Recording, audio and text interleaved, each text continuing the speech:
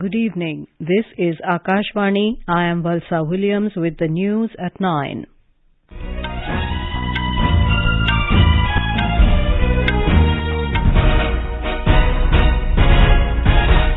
The headlines. Prime Minister Narendra Modi says SCO should not hesitate to criticize nations using cross-border terrorism as instrument of policy. SCO Heads of State adopts New Delhi Declaration, call for cooperation to counter radicalization, separatism and terrorism. India stresses on collective efforts to nurture sustainable startup ecosystems to address global challenges. BJP appoints new party chiefs in Telangana, Andhra Pradesh, Jharkhand and Punjab. Heavy rain continues to pound several parts of Kerala, causing widespread damage to crops and properties. And in summit clash of SAFF championship, India and Kuwait locked 1-1 at half-time in Bengaluru.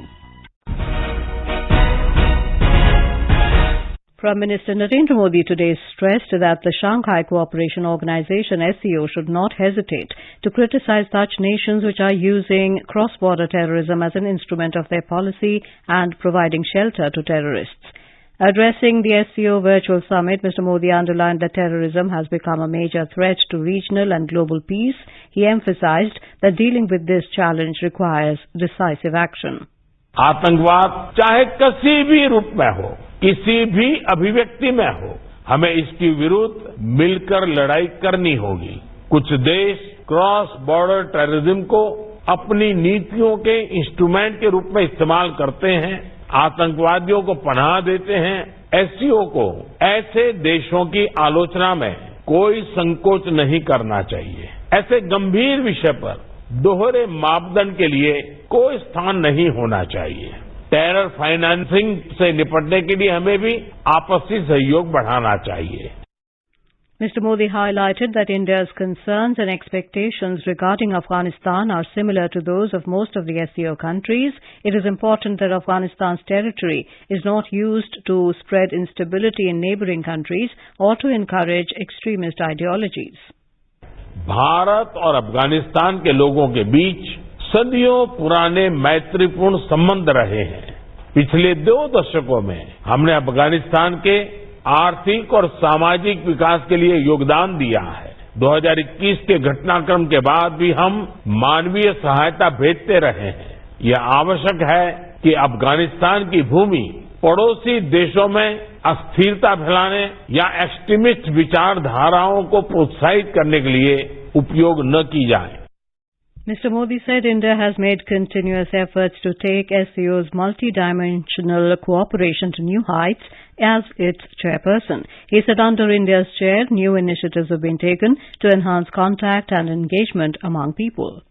पिछले 2 दशक में SCO पूरे एशियाई क्षेत्र में शांति, समृद्धि और विकास के लिए एक महत्वपूर्ण प्लेटफॉर्म के रूप में उभरा है। इस क्षेत्र के साथ भारत के हजारों वर्ष पुराने सांस्कृतिक और पीपल टू पीपल संबंध हमारी साझा विरासत का जीवंत प्रमाण है। हम इस क्षेत्र को एक्सटेंडेड नेबरहुड ही नहीं, एक्सटेंडेड फैमिली की तरह देखते हैं। Leaders of the Shanghai Cooperation Organization SCO today adopted the New Delhi Declaration. According to the declaration, the member states will seek to develop common principles and approaches to form a unified list of terrorist, separatist and extremist organizations whose activities are prohibited on the territories of the SCO member states. They opposed the militarization of information and communication technologies. The member states stressed the need for a joint and balanced approach to counter trafficking of illicit drugs. Briefing media after the 23rd summit of SCO Council of Heads of State in New Delhi, External Affairs Secretary Vinay Mohan Kwatra said 2 thematic joint statements on cooperation in countering radicalization leading to separatism, extremism and terrorism and cooperation in the field of digital transformation were also adopted. He said the leaders also approved a total of 10 decisions. All the leaders welcomed the completion of procedure for Iran to join as the organization's full member state. Prime Minister also congratulated President Raisi on this occasion. The leaders also welcomed the decision on signing the Memorandum of Obligation of Belarus to join the organization as a member state. The process of Belarus membership will be completed by 2024 SCO Summit next year. The member states appreciated the outcomes of India's presidency of the SCO, which has contributed to further the development of multifaceted and mutually beneficial cooperation. Commerce and Industry Minister Piyush Goyal today called for collective actions to nurture inclusive, supportive and sustainable startup ecosystems to address global challenges. Addressing the Startup 20 Shikhar at Gurugram in Haryana, Mr. Goyal said it is not just the role of individual nations, but a collective responsibility of all nations to support innovation and the startup ecosystem. He said India's remarkable economic scale and market potential have played a pivotal role in enabling startups to flourish and thrive in the global startup ecosystem. We are already the third largest startup ecosystem in the world, but our aspirations much deeper and bigger. Nearly 100,000 startups registered in India have done over the last 7 years. Or the 100+ unicorns who have contributed immensely to creating new jobs and helping the country grow with new ideas. During the closing ceremony, Chair of the Startup 20 Shikhar, Dr. Chintan Vaishnav, officially handed over the torch to Brazil, which will assume the presidency of the G20 next year. Finance Minister Nirmala Sitharaman today chaired a review meeting in New Delhi on the implementation of various announcements made in the Union Budget 2023-24. According to the Finance Ministry, Ms. Sitharaman underlined the importance of continuous assessment of their progress to ensure implementation in a time-bound manner.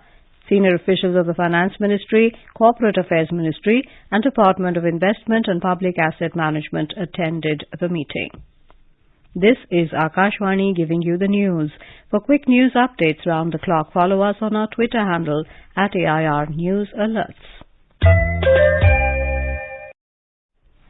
The BJP today appointed new party chiefs in 4 states. Union Minister G. Kishan Reddy was appointed as new chief of Telangana unit of BJP. Former Union Minister D. Purandeshwari will head the party unit in Andhra Pradesh.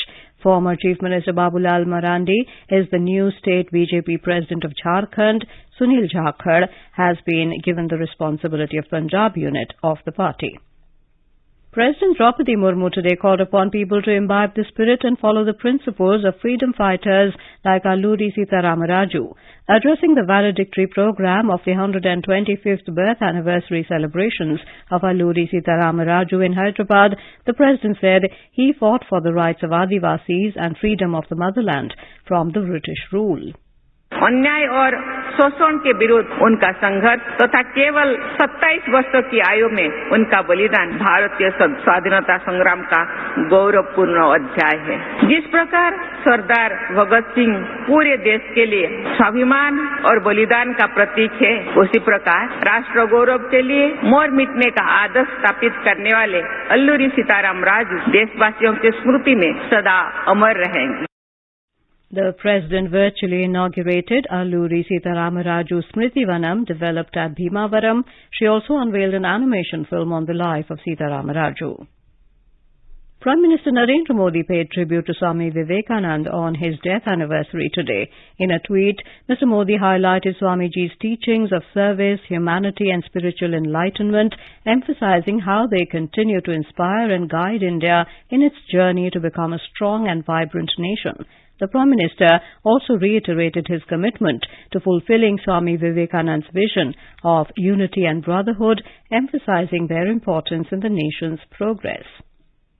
Vice President Jagdeep Dhankar has said the implementation of the Uniform Civil Code UCC will bind India and its nationalism more effectively. He was speaking as the chief guest of the 25th convocation of the Indian Institute of Technology, Guwahati today. Mr. Dhankar urged young minds to work for a corruption-free society. He highlighted the role of IIT Guwahati in academic excellence. IIT Guwahati, the first IIT in this region Northeast and the only IIT so far, has continually been on incremental trajectory over 3 decades. Over 2,000 students, including 303 research scholars, were presented degrees at the convocation. The Vice President awarded Dr. Shankar Dayal Sharma Gold Medal and President of India Gold Medal to 2 students on the occasion. Heavy rain continued to pound several places in Kerala today, causing widespread damage to houses, crops and property. Several trees were uprooted, houses collapsed and low-lying areas were inundated as rains intensified since last night. The Kerala government has opened round-the-clock control rooms in all district and taluk headquarters to monitor the situation closely. The IMD has issued an orange alert for 12 districts in the state tomorrow, indicating the possibility of very heavy rainfall. The district authorities in Kannur and Thrissur have declared holiday for all educational institutions tomorrow as a precautionary measure.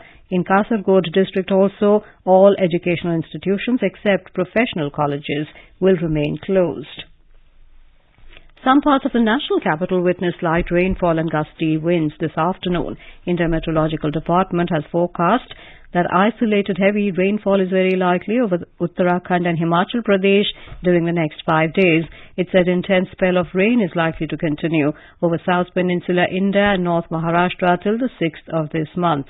Isolated heavy to very heavy rainfall is likely over South and some parts of Northeast India, including Assam, Meghalaya, Arunachal Pradesh, Nagaland and Manipur during the next 3 days. The Information and Broadcasting Ministry has extended the last date for submission of entries for the Antarashtriya Yog Divas Media Samman AYDMS 2nd edition 2023 till the 8th of this month. The ministry in a release said the decision has been taken acknowledging the positive role and responsibility of media in disseminating the outreach of International Day of Yoga 2023. Media houses may send their entries and content for the award to aydms2023.mib@gmail.com. The detailed guidelines for participation may be accessed on the ministry's official website www.mib.gov.in. Key domestic share indices continue to witness a fresh record closing high for a 4th session in a row. The BSE Sensex finished near the 65,500 mark, while the NSE Nifty settled near the 19,400 level. A report from our business desk. The Sensex gained 274 points to close at 65,479. The Nifty also climbed 66 points to close at 19,389. At the forex market, the rupee closed at 82 rupees and 2 paise against the US dollar. And global crude oil prices rose more than 1%. In intraday trade, Brent crude was trading at $75.90 per barrel. S. Rangabashyam for Akashvani News. On to sports. In football, the summit clash of SAFF Championship between India and Kuwait is underway at Sri Kantirava Stadium in Bengaluru. The two teams were locked 1-1 after 80 minutes. The Sunil Chhetri-led Indian side are looking to add a 9th title to their collection. The Indian team made it to the final after beating Lebanon in a semi-final, while Kuwait beat Bangladesh 1-0 in the other last 4 clash. This is the second meeting of India and Kuwait in this tournament, with the earlier group stage meeting ending in a 1-1 draw. In tennis, American teenager Coco Gauff was the first big-name casualty at the Wimbledon after losing the match against a resurgent Sofia Kenin. 7th seed Gauff lost to qualifier Kenin in the first round of women's singles. Meanwhile, Wimbledon honoured the legendary Roger Federer as the 8-time champion returned to the prestigious tournament today after playing his final Grand Slam match there in 2021. The centre court crowd greeted the Swiss maestro with a prolonged standing ovation mixed with cheers as he made his way to the royal box. And now, before we end the bulletin, the headlines once again. Prime Minister Narendra Modi says SCO should not hesitate to criticise nations using cross-border terrorism as instrument of policy. SCO Heads of State adopts New Delhi Declaration, call for cooperation to counter radicalization, separatism and terrorism. India stresses on collective efforts to nurture sustainable startup ecosystems to address global challenges. BJP appoints new party chiefs in Telangana, Andhra Pradesh, Jharkhand and Punjab. Heavy rain continues to pound several parts of Kerala, causing widespread damage to crops and properties. And in summit clash of SAFF Championship, India and Kuwait locked 1-1 at half-time in Bengaluru. That is all in the news at 9. Good night.